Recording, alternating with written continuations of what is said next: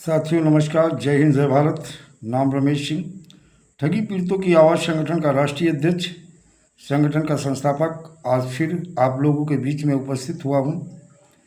आज कई छोटी बड़ी खबरें देखा जाए स्कैम को लेकर के, वहीं सागा ग्रुप की जो 7 सोसाइटी हैं उनको लेके भी कई प्रकार की खबरें रहीं, चाहे वो दालोनी urban multi state credit cooperative society हो, जहां निवेशकों अपने भुगतान को लेकर के काफ़ी परेशान, वहीं एजेंटों पे प्रेशर भी लगातार, कुछ जगह पे थानों में भी शिकायतें दर्ज हुई हैं। चाहे वो दालोनी urban multi state credit cooperative society हो, हुमन हो, शरणेश्वर क्रेडिट कोऑपरेटिव सोसाइटी हो, या एलजेसीसी हो, यशोदीप हो, विश्वास हो, विश्वास के साथ जो अन्य इनकी चिट फंड कंपनी है उनकी भी कई जगह से खबरें आती रही, और कहीं ना कहीं निवेशकों के माध्यम से एजेंटों के ऊपर लगातार दबाव, और कुछ जगह पे देखा जाए सागा ग्रुप के कुछ अचीवरों पर भी एफआईआर दर्ज हुई हैं। और लखनऊ से भी देखा जाए एक्शन में पुलिस सागा ग्रुप की जो सोसाइटी दालोनी urban multi state credit cooperative society है, यहाँ भी पुलिस अब एक्शन में आना शुरू हो गई है। वहीं देखा जाए दुबई में हेड ऑफिस बनाकर 10 राज्यों में चिट फंड कंपनी का रैकेट चला रही थी कंपनी। इंदौर में ठगे 20 लाख तो देश में 23 अरब लूट चुकी चिटफंड कंपनी तक पहुंची एसटीएफ। 2 ठग गिरफ्तार हुए हैं।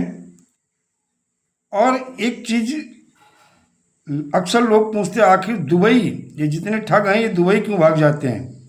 चाहे साइंस सिटी का मालिक राशिद नसीम हो, वो भी दुबई में बैठा है। चाहे सागा ग्रुप का जो मालिक है वो भी दुबई में बैठा है, शमीर अग्रवाल।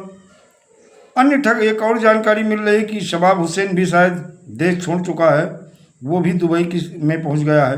तो बहुत सारी कंपनी और सोसाइटियों के जो ठग हैं, या जो फॉरेस्ट ट्रेडिंग का मामला चलता है, वो भी दुबई में बैठकर ही ट्रेड का काम करते हैं, और हिंदुस्तान में लोगों को विभिन्न प्रकार के लालच दे करके अपना शिकार बनाते हैं। इंदौर में निवेश के नाम पर मुनाफे का लालच देकर हुई 20.18 लाख की ठगी ने चिटफंड कंपनी के बड़े नेटवर्क की पोल खोल दी। दुबई में हेड ऑफिस बनाकर गैंग 2 फर्जी फर्म से 10 राज्यों में चिटफंड का नेटवर्क चला रही थी। निवेश के नाम पर हर माह 6 से 8% मुनाफे का लालच देकर 2023-24 में 23 अरब रुपए बटोर लिए। मध्य प्रदेश एसटीएफ ने गैंग का भंडाफोड़ कर दिल्ली से 2 आरोपी मदन मोहन कुमार और दीपक शर्मा को गिरफ्तार किया है। गैंग ने यारकर एफएक्स और यारकर कैपिटल के नाम की 2 फर्जी फर्म बनाई, जिसमें बाट ब्रो सॉफ्टवेयर के से मेटा 5 अकाउंट में मेटा 5 या मेटा 4 पर जो है ये ट्रेडिंग का कार्य करते। ये मेटा 5 अकाउंट बना करके ट्रेडिंग करती थी। रेंटल टेक्नोलॉजी व इंडेक्ट बिजनेस सॉल्यूशन के नाम से खाते खोले, इन्हीं में चिटफंड के रुपए जमा कराए। एसटीएफ एआईजी नवीन चौधरी भोपाल, एसटीएफ एसपी राजेश भदौरिया ने इसका खुलासा किया। उन्होंने बताया, महाराष्ट्र, यूपी, तमिलनाडु, राजस्थान, हिमाचल, असम समेत 12 राज्यों में गिरोह पर 12 केस दर्ज। सभी राज्यों में इसके सरगना है। अब ईडी फेमा एक्ट के में जांच कर रही है। ईडी भी इसमें इन्वॉल्वमेंट हो गई है, फेमा एक्ट के तहत वो जांच कर रही। इंदौर से मिला सुराग, जांच में कड़ियां मिलती गई तो एसटीएफ अरबों के फ्रॉड तक पहुंच गई। इंदौर से के ईशान सलूजा ने फर्जी फर्म यारकर एफएक्स और यारकर कैपिटल के में निवेश के बाद 20.18 लाख रुपए की धोखाधड़ी की शिकायत की थी। एसटीएफ ने जांच की तो चौंकाने वाली कड़ियां मिलती चली गई। एसटीएफ ने एसआईटी बनाकर जांच शुरू की। इसमें पता चला कि दिल्ली के 2 आरोपी मदन मोहन कुमार और दीपक शर्मा ने साथियों के साथ मिलकर ठगी की। दोनों दिल्ली से विमान से इंदौर आए और सलूजा से नगद 20 लाख रुपए निवेश के नाम पर ले गए। फर्जी फर्म आरबीआई सेबी के एनबीएफसी व पेमेंट एग्रीगेटर में रजिस्टर्ड नहीं थी, फिर भी मोटी राशि निवेशकों से ली। कंपनियों ने अप्रैल के बाद खाते खोले। वित्तीय वर्ष 2024-25 से पहले मार्च में लेन देन बंद किए। कंपनियों के कई बैंकों में 20+ खातों में जमा 90 करोड़ रुपया एसटीएफ ने फ्रीज कर दिया है। साथियों, देखा जाए 23-24 में मिला 22.80 अरब का ट्रांजैक्शन। जांच में पता चला कि गैंग इंडेक्स बिजनेस सॉल्यूशन के खाते में सन 2023-24 में 7.2 अरब रुपए का ट्रांजैक्शन किया है। वहीं रेंटल टेक्नोलॉजी के खाते में इसी वर्ष 15 से 80 अरब के ट्रांजैक्शन भी मिले हैं। तो ये बड़ी खबर है।